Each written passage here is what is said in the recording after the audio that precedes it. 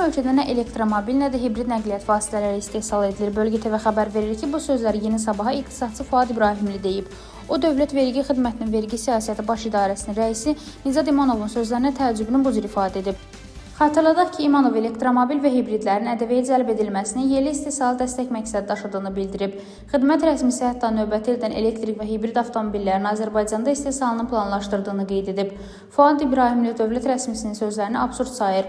Ötən il Azərbaycanda COP29 keçirildi. Bu tədbir nə ilə bağlı idi, nə tez unutduq. COP29-un əsas mahiyyəti bu idi ki, ekoloji siyasəti dəstəkləyək, eyni zamanda elektromobilləri, hibridləri artıraq. Amma Rusiya, İran, Türkiyə kimi avtomobil istehsalında kifayət qədər təcrübəli yaxın qonşuları nəzərə alsaq, bizim üçün rəqabət çətin olacaq. Ekspert vurğulayıb ki, hibrid və elektromobillərin satışına tətbiq ediləcək verginin yeganə məqsədi büdcə daxil olmalarını artırmaqdır. Hansısa avtomobil modelinin hissələrini yığa və onu bir sıra hissələrini istehsal edərik. Amma vergi xidmət rəsmisinin xaricdən gətirilən hibrid və elektromobillərə vergi tətbiqi ilə bağlı açıqlaması məntiqdən kənardır.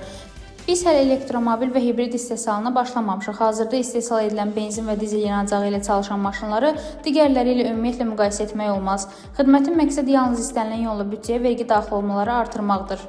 Rəna Rövşənqızı, BTV.